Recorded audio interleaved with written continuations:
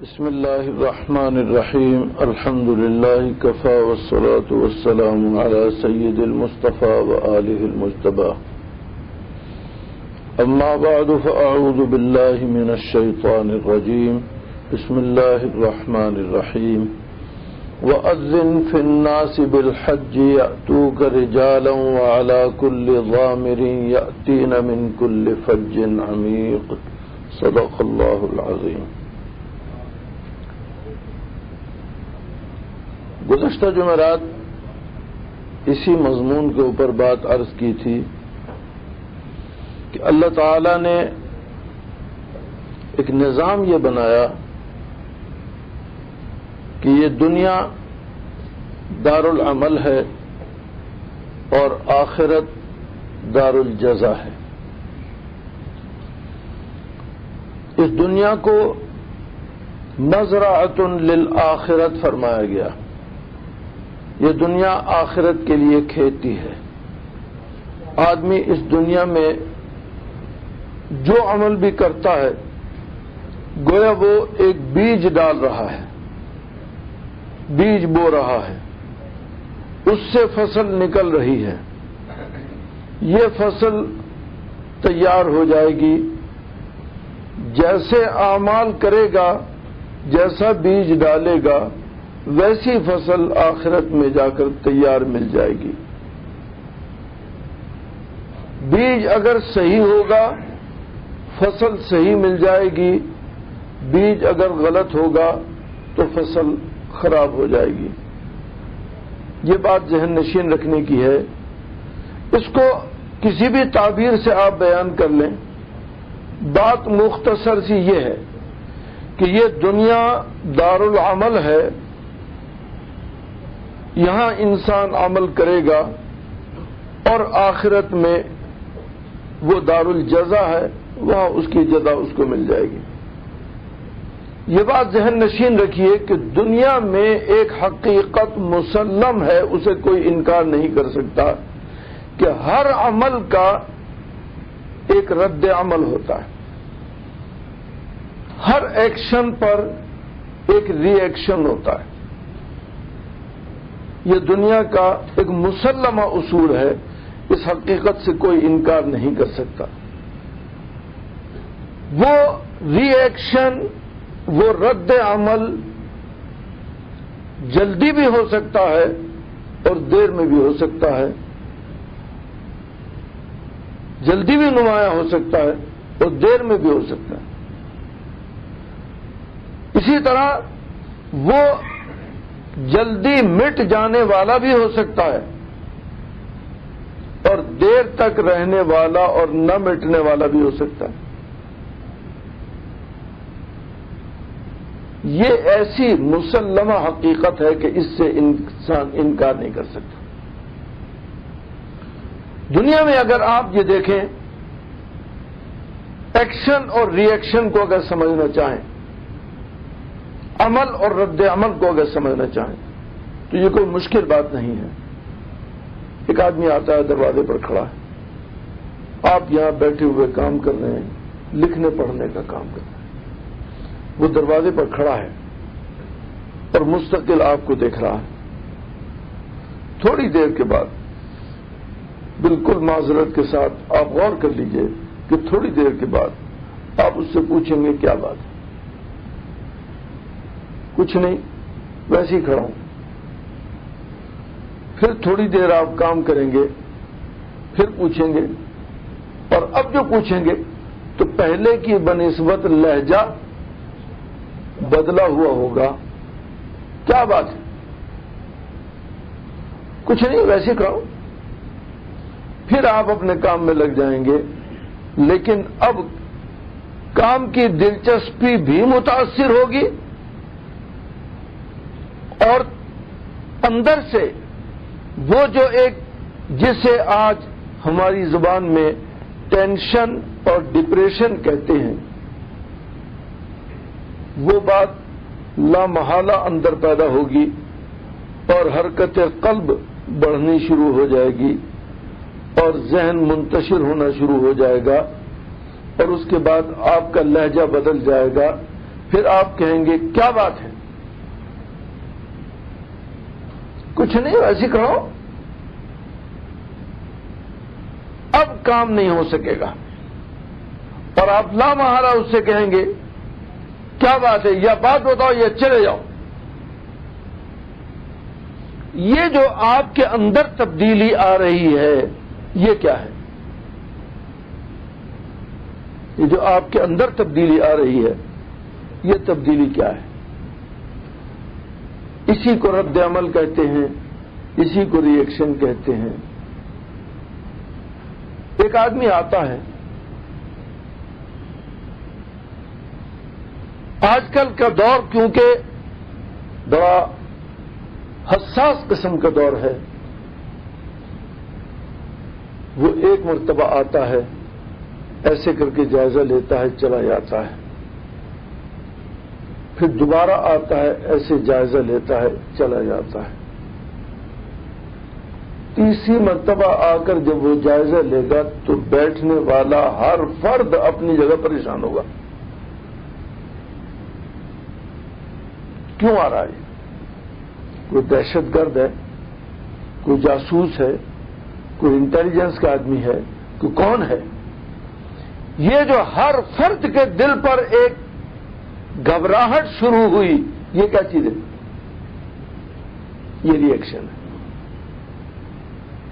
Action اور ری action, لیکن یہ جلدی مٹ جانے والے، جلدی ختم ہو جانے والے ری ایکشن ہیں۔ اسی طرح جب انسان اپنی زبان سے کوئی بات کہتا ہے، کوئی کسی کو گالی دے دے،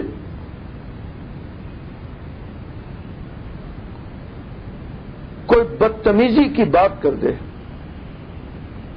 ایسا آدمی جس سے آپ کو کوئی توقع نہ ہو، جس سے آپ کو محبت ہو، جس سے آپ کو تعلق ہو، وہ اچانک کوئی بات ایسی کر دے جس سے آپ کا دل دکھ جائے،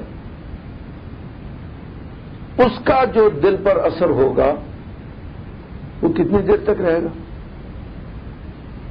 حضرت علی رضی اللہ تعالیٰ عنہ یہ فرمایا کرتے تھے کہ جراحات السنان لها التیام ولا یلتام ما جرح اللسان،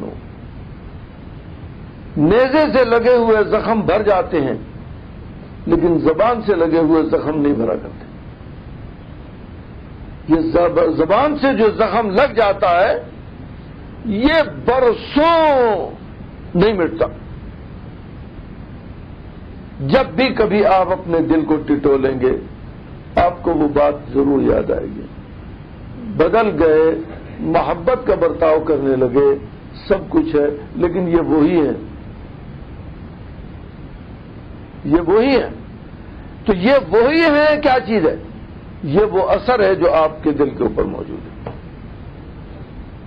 یہ دیر تک رہنے والے اثرات ہوتے ہیں۔ اسی طرح یہ بات سمجھیے، یہ تو دنیا میں ہم روزمرہ مشاہدہ کرتے ہیں، اسی طرح یہ بات سمجھیے، مومن میں اور کافر میں یہ فرق ہے۔ جیسے انسان میں اور جانور میں فرق ہے۔ انسان کل آنے والی، کل، پرسوں، سال کے بعد، 6 مہینے کے بعد، سال کے بعد، 2 سال کے بعد کو سوچتا ہے، اس کا پروگرام بناتا ہے جی، سال کے بعد اس کے لیے پلاننگ کرتا ہے، اس کے تحفظات فراہم کرتا ہے۔ مستقبل میں ان فیوچر کیا کرنا ہے اس کے لیے پلاننگ کرتا ہے، کیا میرے ساتھ پیش آ سکتا ہے، دفاعی پوائنٹ سے اس کے تحفظات فراہم کرتا ہے۔ یہ انسان کی نیچر ہے، جانور نہیں کرتا، جانور نہیں کرتا۔ انسان میں اب 2 قسمیں ہیں، مسلمان اور کافر۔ کافر بھی انسان ہے، کھانا پینا سونا جاگنا اولاد ہونا نکاح کرنا شادی کرنا بچے ہونا یہ سب نظام اس کے ہاں بھی ہے، کاروبار کرنا، فیکٹریاں بنانا، زمین، زراعت، کاشت وغیرہ وغیرہ وغیرہ، جو دنیا کا نظام ایک مسلمان کا ہے وہی اس کا بھی ہے۔ کیا فرق ہے؟ فرق یہ ہے مسلمان میں اور کافر میں، یہ بات نہیں ہے کہ مسلمان کو بہت بڑی عقل مل گئی، ایسی بات نہیں ہے۔ دنیا میں اگر ترقی کے اعتبار سے آپ دیکھیں گے، سائنسی ترقی کے اعتبار سے، ٹیکنالوجی کے اعتبار سے اگر آپ دیکھیں گے، یہودی، نصرانی، مجوسی، مشرک وہ ہم سے پیچھے نہیں، ہم سے آگے ہیں، وہ ہم سے آگے ہیں۔ لیکن ہمیں اگر کوئی یہ کہہ دے اور یہودی، تو کیوں صاحب برا لگے گا نہیں لگے گا؟ بھائی اگر وہ عقل کے اعتبار سے ہم سے آگے ہیں تو اگر ہمیں کوئی کہہ دے عقل مند تو برا نہیں لگتا، اور اگر کوئی کہہ دے یہودی تو برا لگتا ہے۔ حالانکہ وہ عقل کے اعتبار سے ہم کہہ رہے ہیں کہ وہ ہم سے بہت آگے ہیں، وہ چاند پر پہنچ کر واپس آ چکے۔ جی ہم چاند اپنے دل میں رکھتے ہیں،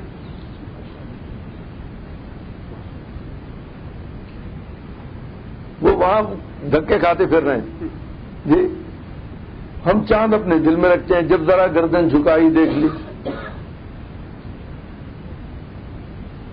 فرق کیا ہے؟ ہمیں کوئی یہودی کہہ دے برا لگتا ہے، ہمیں کوئی ہندو کہہ دے برا لگتا ہے، ہمیں کوئی نصرانی کہہ دے برا لگتا ہے، ہمیں کوئی مجوسی کہہ دے برا لگتا ہے۔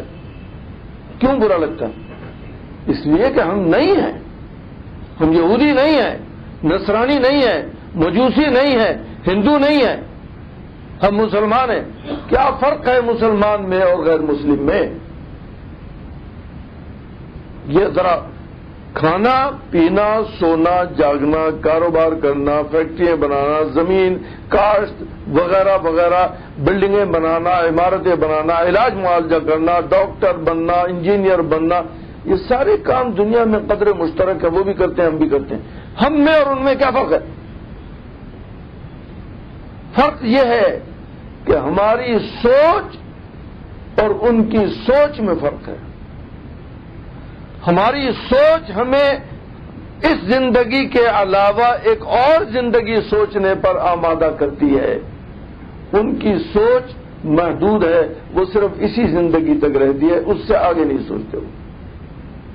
باقی دنیا کے کسی نظام میں، رہن سہن میں، کاروبار میں، ہر طرح وہ ہم سے آگے ہیں، وہ ہم سے آگے ہیں، لیکن ہم ان سے آگے کس اعتبار سے ہیں کہ ہم آگے کی سوچتے ہیں، وہ آگے کی نہیں سوچتے، اس لیے ہم ان سے آگے ہیں۔ ہم سوچ کے اعتبار سے، فکر کے اعتبار سے ان سے بہت آگے ہیں، اس لیے کہ ہم اتنی دور کی سوچتے ہیں جہاں تک وہ پہنچ نہیں سکتے۔ یہ فرق ہے ہم میں اور ان میں۔ ایک مثال دیتا ہوں، حکیم الامت حضرت تھانوی رحمۃ اللہ علیہ، مولانا اشرف علی تھانوی رحمۃ اللہ علیہ، تھانہ بھون سے چل رہے لکھنؤ جانا تھا۔ تھانہ بھون سے جو ٹرین چلتی ہے وہ سہارنپور آتی ہے، سہارنپور سے جو ٹرین چلے گی لکھنؤ جائے گی، وہاں جا کر یہ ٹرین تبدیل کرنی پڑے گی سہارنپور جا کر، وہاں سے دوسری گاڑی ہوگی جو لکھنؤ پہنچائے گی۔ آج کل بھی رواج یہی ہے کہ ٹکٹ آپ کو ہر اسٹیشن سے جہاں کا مرضی ہے آپ لے لیجیے، مل جائے گا۔ حضرت نے ٹکٹ پرچیز کیا لکھنؤ کا، چھوٹا سا اسٹیشن ہے تھانہ بھون کا، وہاں کا اسٹیشن ماسٹر، وہاں کا سارا عملہ حضرت کو جانتا تھا، سب ہندو تھے لیکن حضرت کو جانتے تھے۔ حضرت کا معمول یہ تھا کہ اپنے سامان کا وزن کرا لیتے، اور اگر ایک سیر وزن زیادہ ہوتا تو حضرت کا اصرار یہ ہوتا کہ اس کے پیسے لے لیجئے، اور اسٹیشن ماسٹر بھی اس پر مصر ہوتا کہ نہیں اس کے پیسے نہیں لیں گے، اور گارڈ بھی اس پر مصر ہوتا کہ نہیں یہ ویسے ہی رکھا جائے گا۔ تو حضرت کے پاس اس کا علاج یہ تھا کہ اس کا حساب کروا کے، سب جاننے والے تھے، اب اس کا حساب کروا کے اس کے کتنے پیسے بنے اتنے پیسے کا کوئی ٹکٹ خرید کر اور اسے پھاڑ دیتے تھے.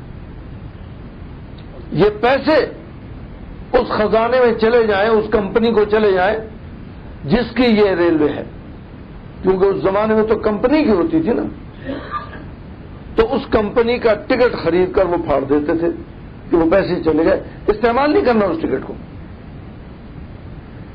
اب وہاں سامان تلوا کر اسی طرح سے وزن کروا کے تیار جانے کے لیے گاڑی میں بیٹھنے لگے, بیٹھ گئے ڈبے میں. ایک آدمی آیا دیہاتی, بہترین قسم کے گنے بڑے موٹے موٹے, اس نے اتنے اتنے ٹکڑے ان کے کیے اور ٹکڑے صاف کر کے ٹکڑے کر کے اور وہ گٹھڑیاں باندھ کر 3-4 گٹھڑیاں لے کر آیا کہ حضرت یہ ساتھ رکھ لیجئے, راستے میں چوسنے کے کام آ جائیں گے. حضرت نے فرمایا میں اپنا سامان وزن کرا چکا ہوں, اب یہ وہاں منزل تک نہیں جائیں گے ساتھ, یہ راستے میں چوسنے کے لیے ہیں. حضرت نے فرمایا میں اپنا سامان وزن کرا چکا ہوں, میں یہ ساتھ نہیں لے جا سکتا, اب اتنا ٹائم نہیں ہے کہ میں ان کا حساب کر کے ان کے پیسے دوں, یہ ساتھ نہیں جا سکتے. وہیں اسٹیشن ماسٹر کھڑا ہوا ہے, وہیں گارڈ صاحب کھڑے ہوئے ہیں, وہیں دوسرے عملہ کھڑا ہوا ہے. گارڈ صاحب نے کہا حضرت میں ساتھ جا رہا ہوں, آپ سے کوئی نہیں پوچھے گا, آپ اسے رکھ لیجئے, اور یہ تو استعمال ہو جائیں گے, یہ کون سے باقی تھوڑی رہیں گے, استعمال ہو جائیں گے, راستے میں کھائے جائیں گے.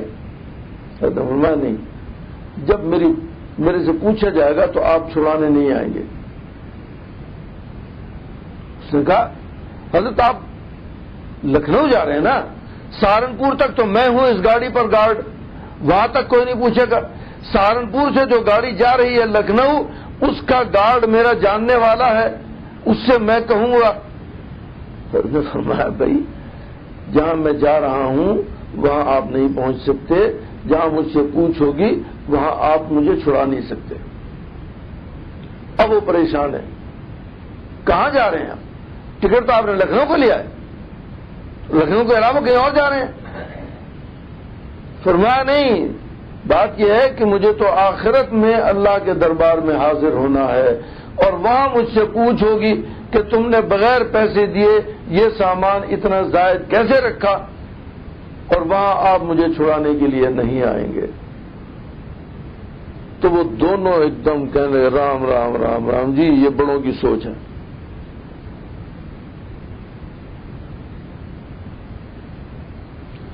مسلمان کی اور غیر مسلم کی سوچ میں فرق ہے.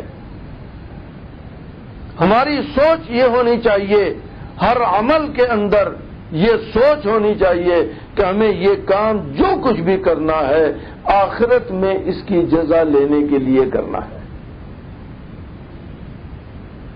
دنیا میں اس کی جزا نہیں.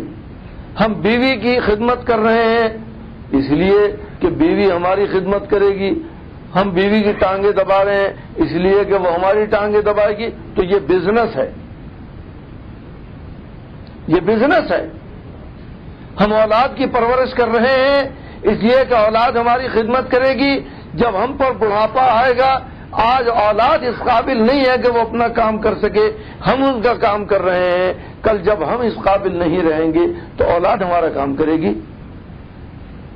یہ بزنس ہے, کاروبار ہے, یہ کاروبار ہے. اگر ہم اس لیے کر رہے ہیں کہ یہ کل ہمارے کام آئے یا نہ آئے, قطع نظر اس سے, ہم تو اس لیے خدمت کر رہے ہیں کہ اللہ نے یہ خدمت ہمارے ذمہ واجب کی ہے, ہمیں اس خدمت کی جزا اللہ سے لینی ہے. اگر ہماری سوچ بدل جائے, اگر ہماری سوچ بدل جائے تو ہم مسلمان ہیں. اگر ہماری سوچ میں صرف یہ ہے کہ یہ اولاد کل جب ہم ضعیف, کمزور, ناتواں ہو جائیں گے یہ ہمارے کام آئیں گے, اس سے کاروبار کہتے ہیں, اسے دین نہیں کہتے. یہ کاروبار ہے. بیوی کے اوپر خرچ کر رہے ہیں, بیوی کا علاج معالجہ کر رہے ہیں, بیوی کی خدمت کر رہے ہیں، اسے راضی کر رہے ہیں، کیوں؟ وہ ہمیں راضی کرے گی، وہ ہمیں خوش کرے گی، وہ ہماری خدمت کرے گی. یہ کاروبار ہے، اسے کاروبار کہتے ہیں، اسے دین نہیں کہتے. دین وہ ہے کہ جس میں انسان کی نظر آخرت پر ہو، وہ رد عمل جو آخرت میں سامنے آئے گا وہ اس کے سامنے ہو، وہ ری ایکشن اور وہ رد عمل جو اس دنیا میں سامنے آ رہا ہے وہ نہیں، وہ ری ایکشن اور رد عمل جو آخرت میں سامنے آئے گا وہ اس کے سامنے ہو. اب یہ سوچئے کہ کافر کا کیونکہ آخرت پر عقیدہ ہی نہیں ہے جی، اس لیے وہ آخرت کے بارے میں سوچ بھی نہیں سکتا. ہمارا عقیدہ ہے مرنے کے بعد دوبارہ زندہ ہونا، ہمارا عقیدہ ہے. آمنت باللہ وملائکتہ وکتبہ ورسلہ والیوم الآخر والقدر خیرہ وشرہ من اللہ تعالی والبعث بعد الموت. والبعث بعد الموت کیا معنی؟ مرنے کے بعد دوبارہ زندہ ہونا. یہ ہمارے ایمان کا حصہ ہے. ہر مومن کو ایمان لانے کے لیے یہ پڑھنا پڑتا ہے. آمنت باللہ، میں اللہ پر ایمان لایا، وہ ملائکتہ، اللہ کے فرشتوں پر ایمان لایا، وہ کتبہ، اللہ کی کتابوں پر ایمان لایا، وہ رسلہ، اللہ کے رسولوں پر ایمان لایا، والیوم الآخر، اور یوم آخرت پر ایمان لایا، والقدر خیرہ وشرہ من اللہ تعالی، اور اس بات پر ایمان لایا کہ اچھی اور بری تقدیر اللہ کی جانب سے ہے، والبعث بعد الموت، اور مرنے کے بعد دوبارہ زندہ ہونے پر ایمان لایا. یہ ہمارا بنیادی عقیدہ ہے اور یہ ہمارا ایمان ہے. کافر کے یہاں یہ ایمان نہیں ہے، اس لیے اس کے یہاں مرنے کے بعد دوبارہ زندہ ہونے کا کوئی تصور نہیں ہے. یہاں میں ایک بات اور ذرا سی سمجھاتا جاؤں. اگر یہ ذہن میں بات آئے کہ مرنے کے بعد دوبارہ زندہ ہوتے ہوئے کسی کو دیکھا تو نہیں ہم نے، کیوں جی؟ تو ایک بات تو یہ ذہن نشین رکھیے کہ یہ زندہ ہونا اس دنیا میں نہیں ہے بلکہ آخرت میں ہے. سمجھا؟ دوسری بات یہ ہے کہ نہیں دیکھا، نہیں جانا، نہیں سمجھا، یہ علم ہے، لا علمی ہے. اس کا نام علم تو نہیں ہے. نہ جاننا، نہ دیکھنا، نہ سمجھنا یہ علم نہیں ہے، لا علمی ہے جی. اور لا علمی کبھی کسی دعوے پر دلیل نہیں ہوا کرتی. لا علمی جہالت کہلاتی ہے، اور جہالت کبھی کسی دعوے پر دلیل نہیں ہوا کرتی. اس لیے ہمارا یہ کہنا کہ ہم نے دیکھا نہیں، ہم نے جانا نہیں، ہم نے سمجھا نہیں، یہ لا علمی ہے، یہ جہالت ہے، اور جہالت کبھی کسی دعوے پر دلیل نہیں ہوا کرتی.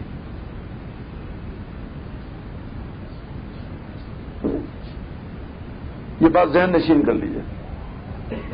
اس لیے بنیادی طور پر ہم میں اور غیر مسلم میں یہ فرق ہے کہ ہم آخرت پر یقین رکھتے ہیں اور وہ آخرت پر یقین نہیں رکھتے.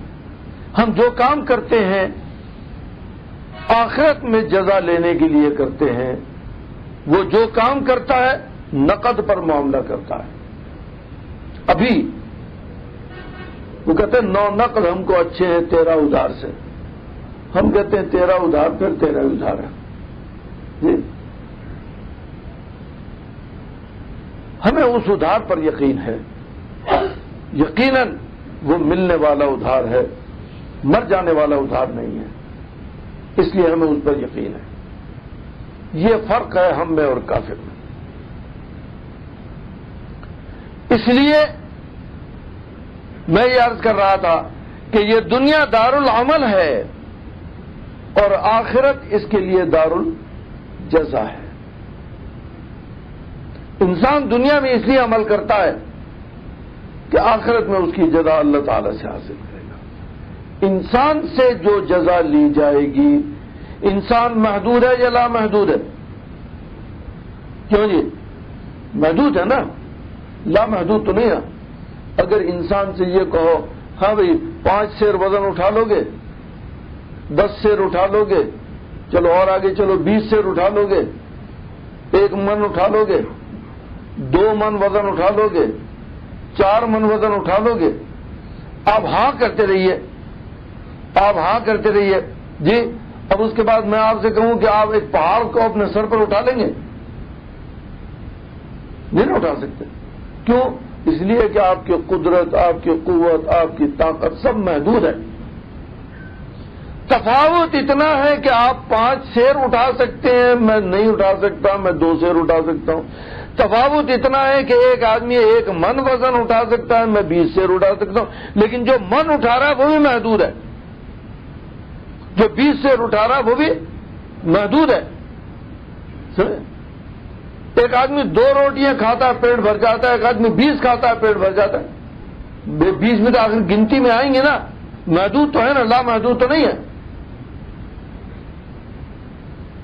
انسان محدود ہے، انسان کا عمل بھی محدود ہے۔ اگر انسان کسی کو جزا دے گا، کوئی بدلہ دے گا، وہ بھی محدود ہوگا، لامحدود نہیں ہوگا۔ اللہ کی ذات محدود ہے یا لامحدود ہے؟ اللہ کے ہاں محدود کوئی چیز نہیں ہے، یہ بات ذہن نشین رکھیے گا، اللہ کے ہاں محدود کوئی چیز نہیں ہے۔ اللہ کے لیے محدود ہونا عیب ہے، اللہ کے لیے محدود ہونا عیب ہے۔ ذرا اعتراف کر لیجئے نا اس بات کا کہ اللہ کے لیے محدود ہونا عیب ہے، اللہ کی ذات کے لیے محدود ہونا بھی عیب ہے، اور اللہ کی صفات کے لیے بھی محدود ہونا عیب ہے۔ اب یہ بتائیے کہ اللہ تعالیٰ کی ذات کے لیے محدود ہونا عیب ہے، اس کی صفات کے لیے محدود ہونا عیب ہے، تو عطا بھی تو اللہ کی ایک صفت ہے، عطا اور انعام بھی تو اللہ کی صفت ہے۔ تو بندے کے عمل پر اللہ کا جو انعام ہوگا اگر وہ محدود ہوا تو وہ اللہ کی طرف عیب کی نسبت ہوگی، یہ ممکن نہیں ہے۔ بندے کا عمل محدود ہوگا اور اس کا انعام اور اس کی جزا لامحدود ہوگی۔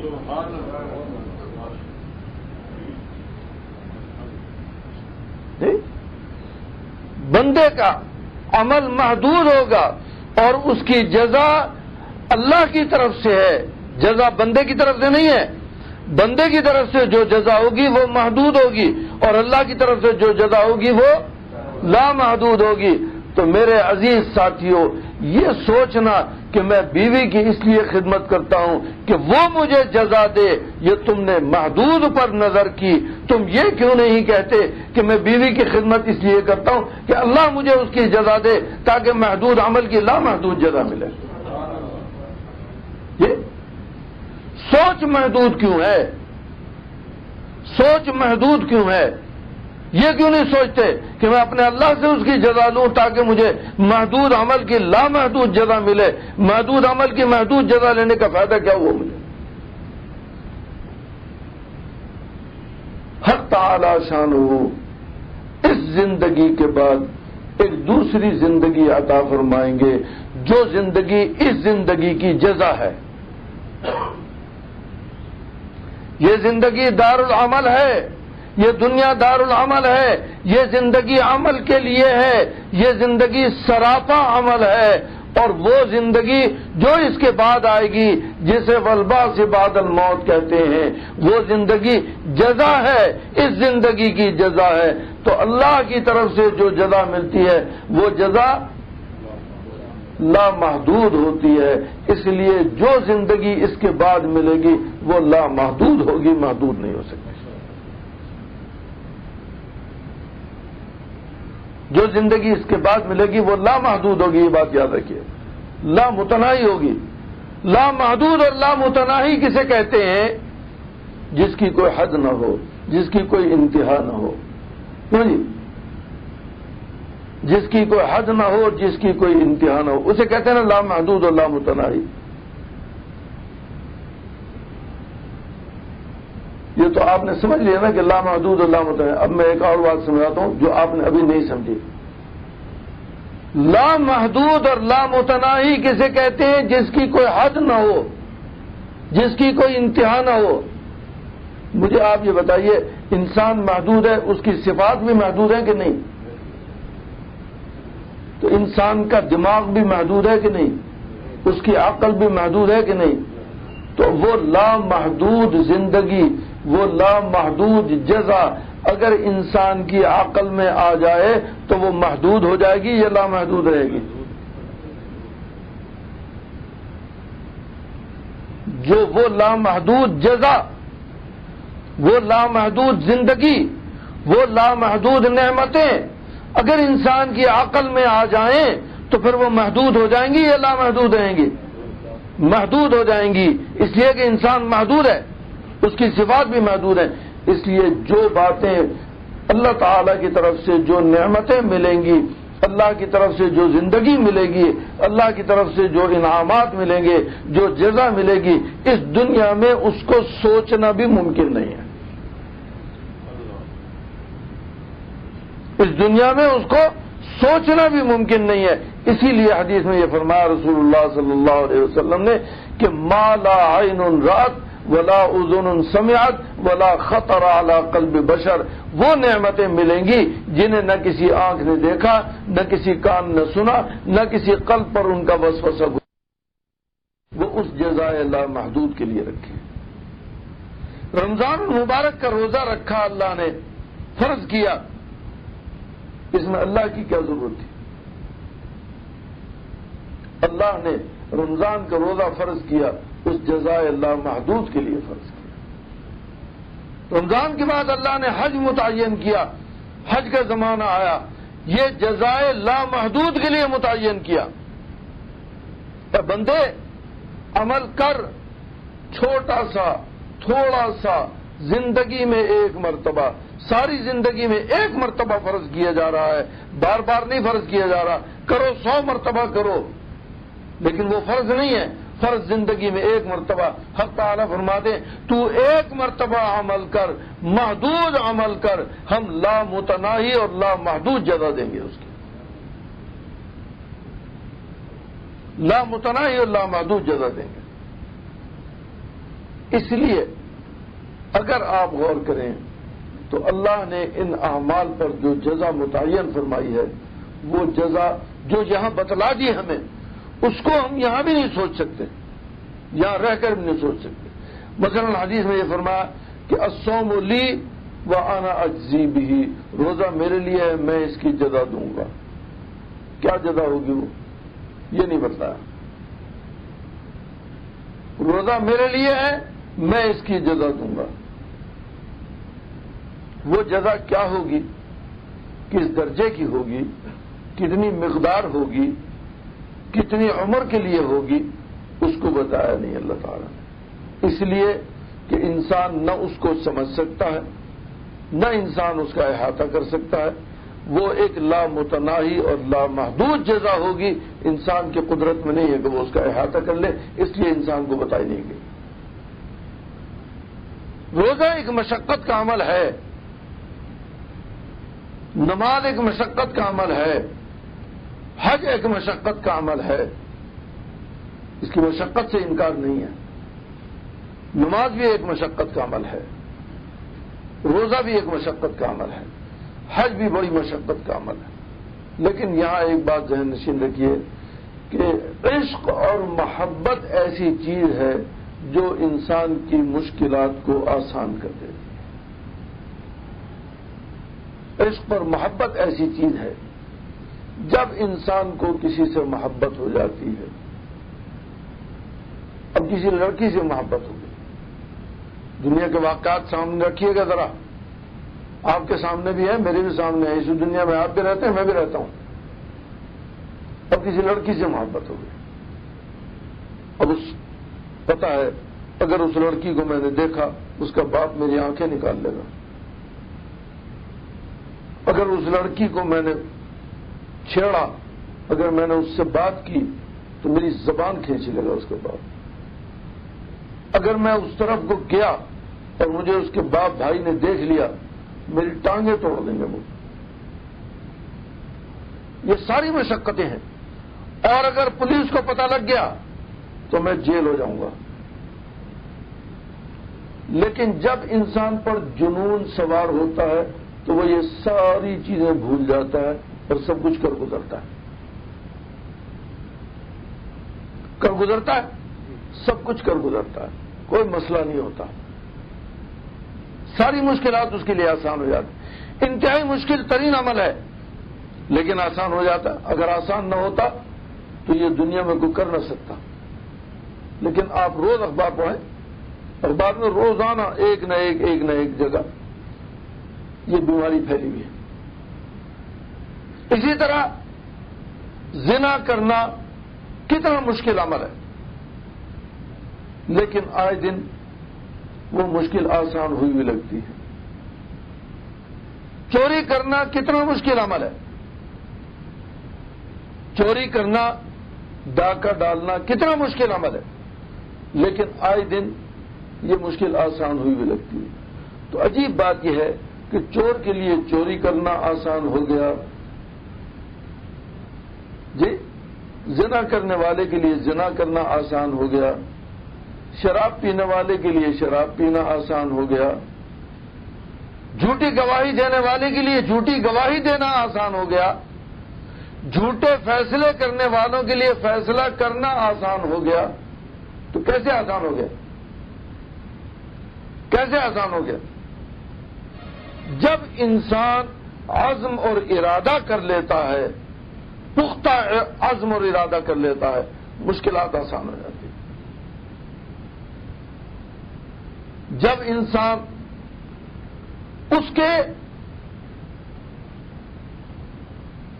اس کی دشواریوں، اس کی پریشانیوں اور اس کی دقتوں سے قطع نظر کر لیتا ہے، کچھ نہیں ہوگا، سب کچھ آسان ہو جاتا ہے.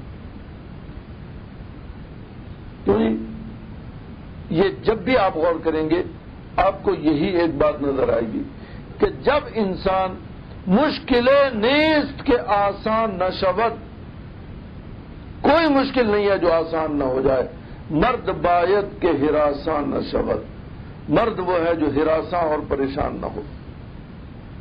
جب آپ کسی کام کی پریشانییں، اس کی مشکلات، اس میں تانے، اس میں تشنے، اس میں لوگوں کی کہا سنی، جب ان سب باتوں سے آپ قطع نظر کر لیں گے،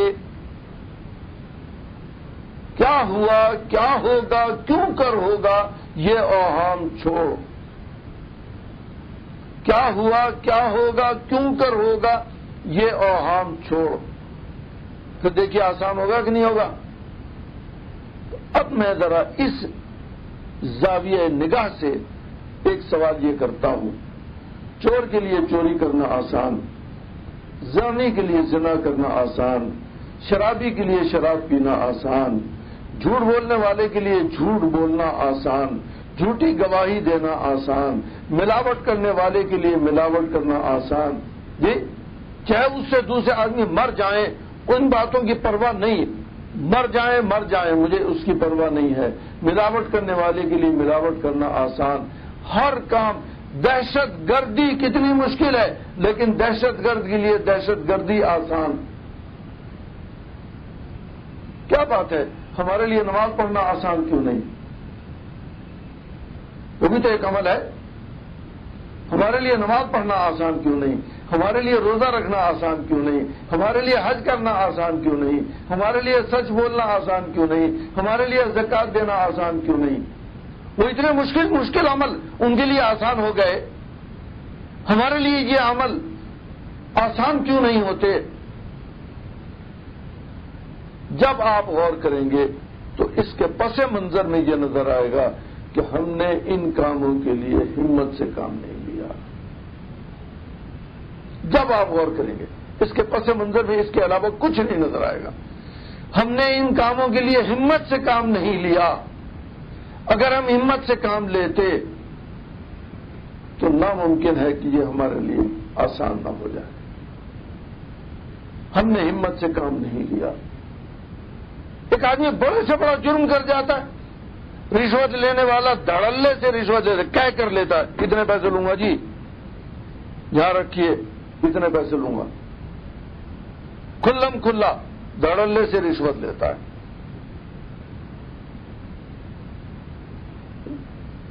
ٹیکسوں کا نظام ہے، گورنمنٹ کی طرف سے ٹیکس لگ گیا، انسپیکٹر آتا ہے، ہاں جی ٹیکس دینا ہے گورنمنٹ کو، یہ اتنے پیسے مجھے دینے ہیں، سودا کیجیے اتنے پیسے دیجیے، آپ کا ٹیکس وہ آپ کی رہائش کے ٹیکس آ جائے گا، اور اگر نہیں دے رہے ہیں تو پھر ٹھیک ہے، جو کمرشل کا ٹیکس ہے وہ آئے گا آپ کو۔ اس کے لیے آسان ہے، دھڑلے سے کھل کر رشوت کا سودا کرنا اس کے لیے آسان ہے۔ اسے نے یہ غیرت آ رہی ہے کہ کوئی کیا کہے گا، خاندان کیا کہے گا، برادری کیا کہے گی، دوست کیا کہیں گے، اسے تو پولیس والوں کو بھی ڈر نہیں، اسے محکمے کا کسی انسپیکشن کا ڈر نہیں اسے۔ ہم نماز کے لیے کھڑے ہوتے ہیں تو ادھر ادھر دیکھتے ہیں، کوئی دیکھ تو نہیں رہا، ہمیں کوئی کیا کہے گا۔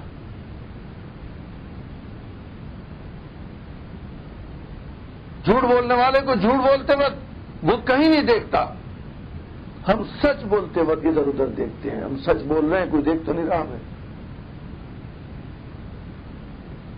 ہمت بلند دار کہ پیش خدا و خلق، باشد بقدر ہمت تو اعتبار نو۔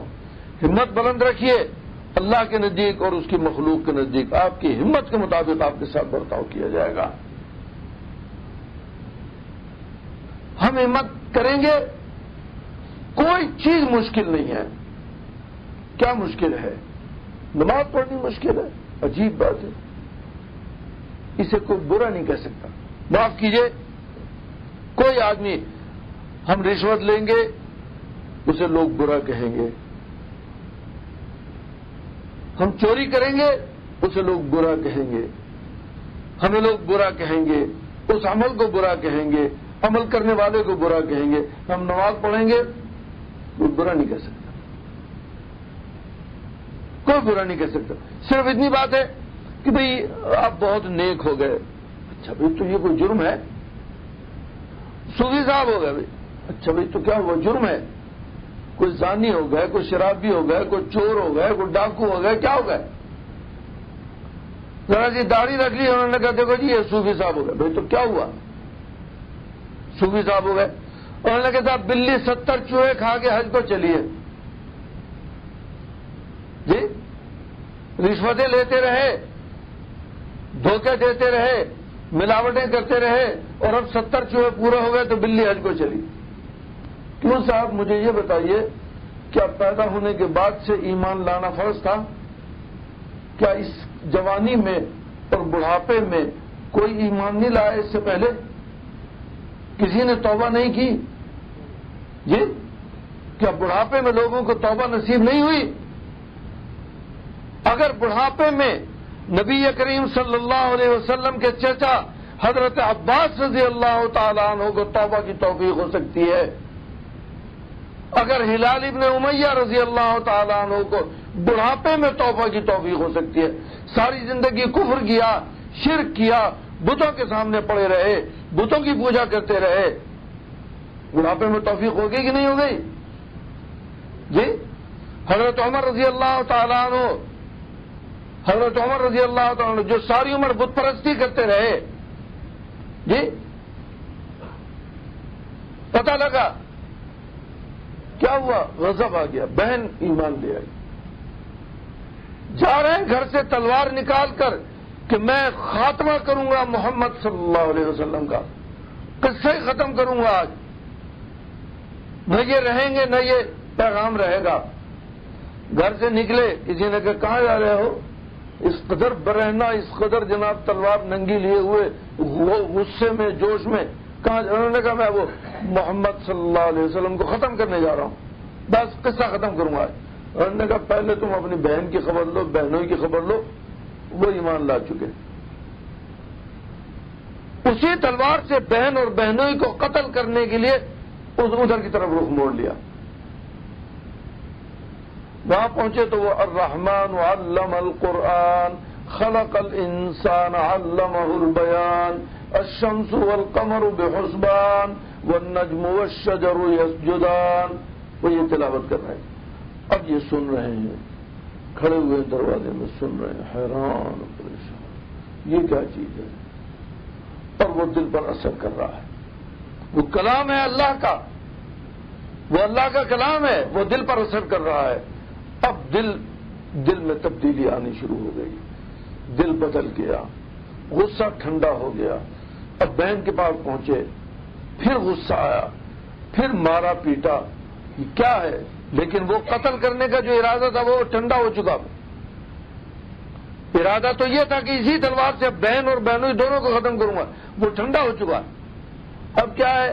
کچھ نہیں ہے, مار پیٹ رہے ہیں, غصے کا اظہار. کیا کر رہے ہو تم؟ کیا ہے یہ؟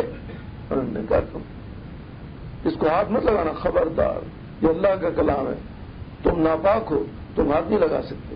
ہاتھ دھو کے آؤ, پہلے ہاتھ دھو کے آؤ, غسل کر کے آؤ, پاکی حاصل کر کے آؤ. یہ کیا چیز ہے؟ یہ کیا تصور ہے؟ ہم اپنی وید کو ہاتھ لگاتے ہیں, ہم اپنی گرنتھ کو ہاتھ لگاتے ہیں, وہاں تو کچھ نہیں ہوتا. انہوں نے کہا خبردار, اس کو مت ہاتھ لگانا, ہاتھ پاک کرو اور جناب نجاست سے دور ہو. اب اس کے بعد اس کو دیکھ رہے ہیں تو اپنی آنکھوں سے آنسو جاری ہو گئے. اب اپنی آنکھوں سے آنسو جاری. کہا جو نعمت تمہیں اللہ نے دی ہے, مجھے اس نعمت کے لیے لے کے چلو ان کے پاس. گھر سے نکل چکے ہیں. اب جب رسول اللہ صلی اللہ علیہ وسلم کے پاس پہنچے, حضور مسکرائے. کہا عمر کس ارادے سے چلے تھے اور کس ارادے سے آئے ہو؟ تو کیوں صاحب, بڑھاپے میں کفر کر کے شرک کر کے توبہ کی توفیق ہو گئی تو کوئی جرم تھا کیا؟ جی کون ہے کہ 70 چوہے پورے ہو گئے اس لیے اب جا رہے ہیں توبہ کرنے کے لیے؟ استغفر اللہ. کیوں بھائی؟ اگر ہم ساری زندگی گناہ میں مبتلا رہے اور ساری زندگی ہم نے گناہ کیا, چوری کی, ڈاکے ڈالے, قتل کیا, زنا کیا, شراب پی, غیبت کی, جو کچھ کیا, اب آ کر بڑھاپے میں توفیق ہوگی تو یہ کوئی جرم ہے کیا؟ بولیے, یہ کوئی جرم ہے کیا کہ بڑھاپے میں آ کے توفیق ہو گئی تو اب آپ یہ کہیں؟ انہوں نے کہا دیکھو جی 70 چوہے پورے ہو گئے اس لیے اب چلے حج کو. واہ بھائی واہ. مرنے سے پہلے اگر انسان کو ہدایت مل جائے, ایک دن پہلے بھی اگر ہدایت مل جائے تو یہ اس کے لیے کامیابی ہے. یہ بات یاد رکھیے, ایک دن پہلے بھی اگر مرنے سے پہلے انسان کو ہدایت مل جائے, ایک گھنٹہ پہلے بھی اگر ہدایت مل جائے, ایک منٹ پہلے بھی اگر ہدایت, غرغرے سے پہلے جو نزے کی کیفیت ہے اس سے پہلے اگر ہدایت مل جائے تو یہ انسان کی کامیابی کے لیے.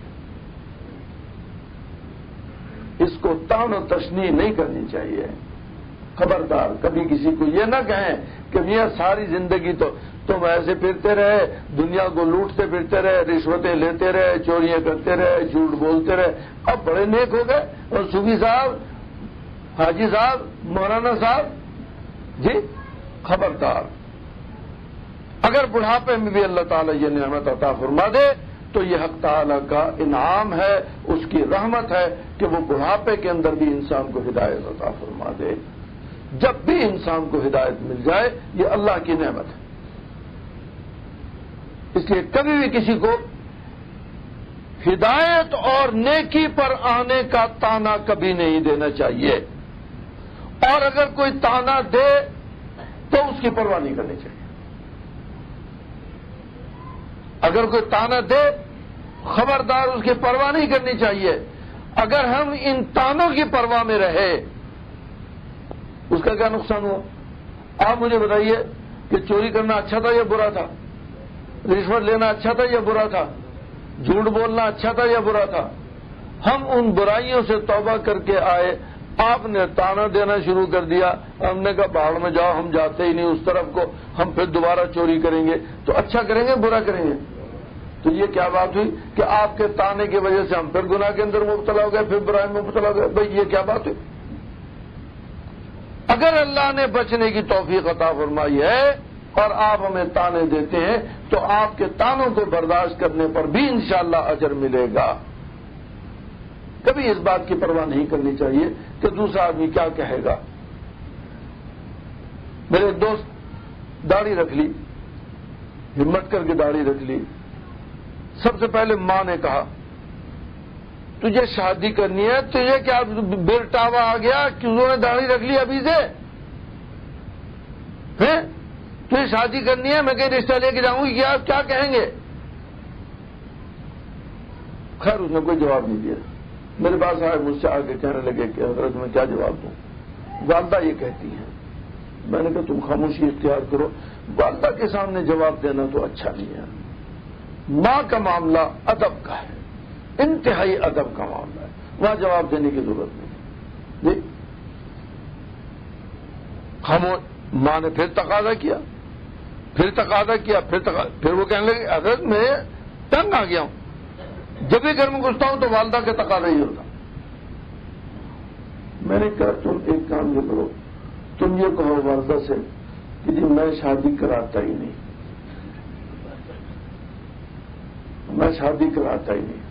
جی مجھے یہ اچھا ہی نہیں لگتا شادی کراؤں. خام خواہ کیوں جنجال میں پھانسے، مجھے بس جتنی زندگی میری عیش و عشرت کی ہے اکیلا میں عیش و عشرت کرتا ہوں. پھر وہ چیاؤں پیاؤں، ایک بچہ گود میں، ایک پیٹ میں، ایک انگلی پکڑے کہتا ہے ہمیں یہ بھی دو اماں، ہمیں وہ بھی دو. تو یہ میں کہاں روک پالوں گا؟ اس لیے آپ میری جان چھوڑ دیں، میں نہیں کرتا. جب تم اس پر آؤ گے پھر انشاءاللہ تمہارے لیے راستہ کھلے گا. تمہاری والدہ کہیں گے نہیں میں تیری داڑھی سمیت ہی شادی کروں گی، تو تیار ہو جائے اس بات کے لیے. اور الحمدللہ ان کی شادی بھی ہو گئی، ان کے بچے بھی ہو گئے، اور داڑھی اب الحمدللہ پوری داڑھی ہے سنت کے مطابق. ایک مرتبہ اگر آدمی ہمت کر لے. میں حیران ہوتا ہوں اس بات کے اوپر کہ چور کو تانا دو وہ چوری نہیں چھوڑتا، شرابی کو تانا دو شراب نہیں چھوڑتا، زانی کو تانا دو زنا نہیں چھوڑتا، جھوٹ بولنے والے کو تانا دو جھوٹ نہیں چھوڑتا. ہم عجیب آدمی ہیں کہ ہمیں نیکی پر تانا ملے ہم نیکی چھوڑ دیتے ہیں. نماز پر تانا ملے نماز چھوڑ دی، روزے پہ تانا ملا روزہ چھوڑ دیا، سچ بولنے پر تانا ملا سچ بولنا چھوڑ دیا. یہ عجیب تماشا ہے کہ ہمیں نیکی پر تانا ملے ہم نیکی چھوڑ دیتے ہیں، وہ گناہ چھوڑنے کے لیے تیار نہیں ہوتے. ہمت سے کام لینا چاہیے. اللہ تعالی ہمت عطا فرمائے. ہمت سے کام لیجئے، اور جس نیکی پر عمل شروع کر دیا اس میں پھر کسی کی پرواہ نہ کیجیے. کوئی کچھ کہے نہ کہے، آپ اپنا کام کیے جائیے. کیا ہوا کیا ہوگا کیوں کر ہوگا یہ اوہام چھوڑ. کام ہے جس کا تو اس پر کام کا انجام چھوڑ. اللہ سے اپنے لو لگائیے، اللہ تعالی سے تعلق رکھیے، اور یہ ہر کام میں یہ دل میں یہ سوچ پیدا کیجئے کہ میں اللہ کے لیے کر رہا ہوں، دنیا کے لیے نہیں کر رہا. مجھے اس عمل کی جزا اپنے اللہ سے لینی ہے، دنیا سے نہیں لینی. بس انشاءاللہ اللہ تعالیٰ اپنی رحمت سے قبول بھی فرمائیں گے اور آسان بھی فرمائیں گے اور خیر و برکت بھی عطا فرمائیں گے. اللہ تعالیٰ عمل کی توفیق عطا فرمائے. وآخر دعوانا الحمدللہ. اللهم صل على محمد وعلى آل محمد كما صليت على إبراهيم وعلى آل إبراهيم إنك حميد مجيد. اللهم وفقنا لما تحب وترضى واجعل آخرتنا خيرا من الأولى. يا حي يا قيوم برحمتك نستغيث اصلح لنا شأننا كله ولا تكلنا إلى أنفسنا طرفة عين. ربنا آتنا في الدنيا حسنة وفي الآخرة حسنة وقنا عذاب النار. رب اغفر وارحم وأنت خير الراحمين. اللهم إنا نسألك حجا مبرورا وعمرة مبرورة وسعيا مشكورا وذنبا مغفورا وتجارة لن تبور. وصلى الله تعالى على خير خلقه محمد وآله وأصحابه أجمعين برحمتك يا أرحم الراحمين.